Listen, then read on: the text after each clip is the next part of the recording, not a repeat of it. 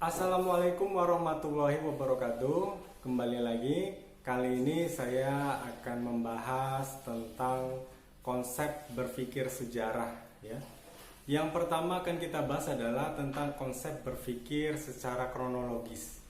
Nah, kronologis adalah ilmu tentang waktu yang membantu untuk menyusun peristiwa atau kejadian-kejadian sejarah sesuai urutan waktu terjadinya. Jadi, cara berpikir kronologis dapat memudahkan kita dalam melakukan rekonstruksi terhadap semua peristiwa masa lalu dengan tepat.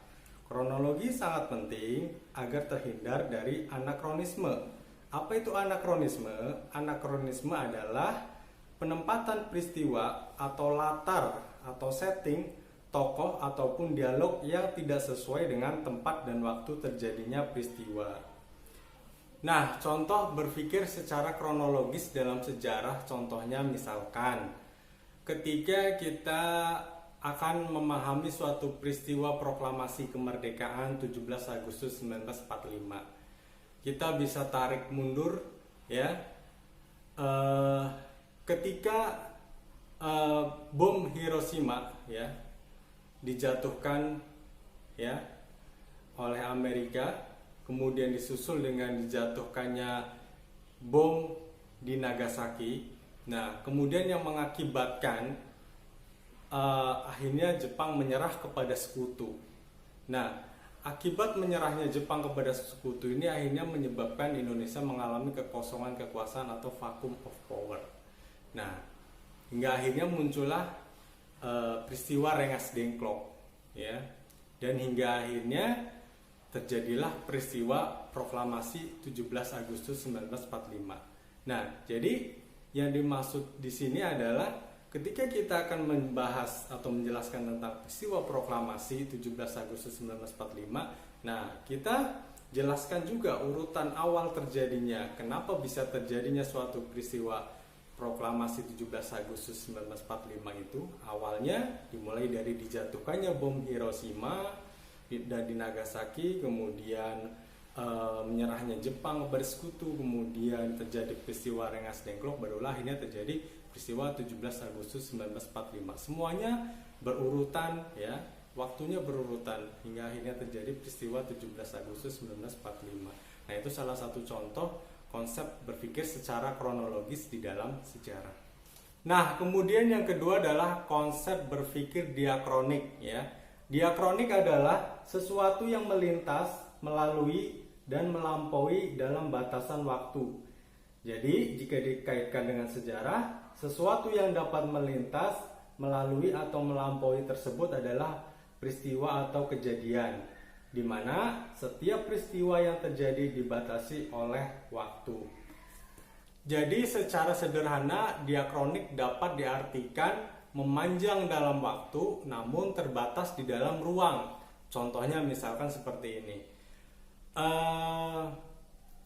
Konsep berpikir diakronik dalam sejarah. Misalkan kita membahas tentang dampak kerja rodi ya di Indonesia. Nah, dampak kerja rodi itu dibagi berdasarkan masanya. Misalkan dampak kerja rodi pada masa penjajahan Belanda misalkan.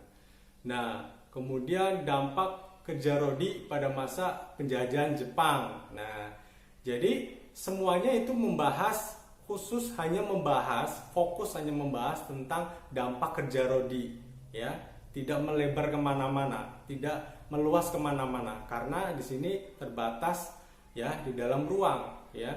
Jadi khusus membahas tentang kerja rodi, tetapi memanjang dalam waktu. Contoh misalkan kerja rodi pada masa penjajahan Belanda. Nah, kemudian ke depan lagi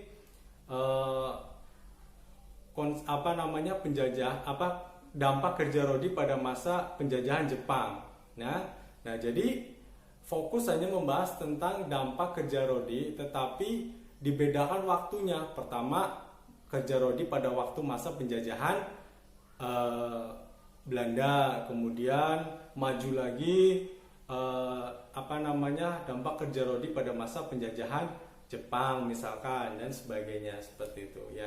Contoh lain misalkan sistem ya, sistem pemerintahan misalkan, sistem pemerintahan pada masa demokrasi liberal misalkan. Fokus hanya membahas tentang sistem pemerintahan, tetapi memanjang waktunya. Contohnya misalkan bagaimana sistem pemerintahan pada masa demokrasi liberal, kemudian maju lagi sistem pemerintahan pada masa demokrasi terpimpin. Nah, kemudian maju lagi sistem pemerintahan pada masa Orde Baru misalkan. Nah, kemudian maju lagi sistem pemerintahan pada masa era reformasi. Nah, semuanya fokus membahas tentang sistem pemerintahan, tetapi periodisasinya ya, waktunya itu dibeda-bedakan. Nah, jadi dengan konsep berpikir diakronik ini membuat kita bisa membedakan ya masing-masing ciri-ciri suatu peristiwa itu bisa dibedakan gitu loh. Misalkan pada masa penjajahan Jepang seperti apa sih kejarodinya. Nah, kemudian pada masa penjajahan Belanda seperti apa. Nah, jadi kita bisa membedakan dengan konsep berpikir secara diakronik ini. Seperti itu contohnya ya. Oke, kemudian konsep yang berikutnya adalah konsep berpikir sinkronik ya. Konsep berpikir sinkronik di sini artinya adalah mempelajari peristiwa sejarah dengan segala aspeknya pada masa atau waktu tertentu secara mendalam. Oleh karena itu, dapat dikatakan bahwa sinkronik dalam sejarah adalah kajian yang lebih menitik beratkan pada penelitian gejala-gejala yang meluas dari sebuah peristiwa, tetapi dengan waktu yang terbatas. Ya, jadi secara singkatnya dapat diartikan sinkronik di sini artinya adalah meluas di dalam ruang tetapi terbatas di dalam waktu. Nah, contohnya seperti ini. Misalkan kita membahas tentang peristiwa proklamasi 17 Agustus 1945. Fokus waktunya hanya peristiwa pada tanggal 17 Agustus 1945, yaitu peristiwa proklamasi. Ya, hanya waktu itu saja. Tetapi yang dibahas di sini meluas. Contoh misalkan dampak terjadinya proklamasi bagi masyarakat di Indonesia misalkan ya.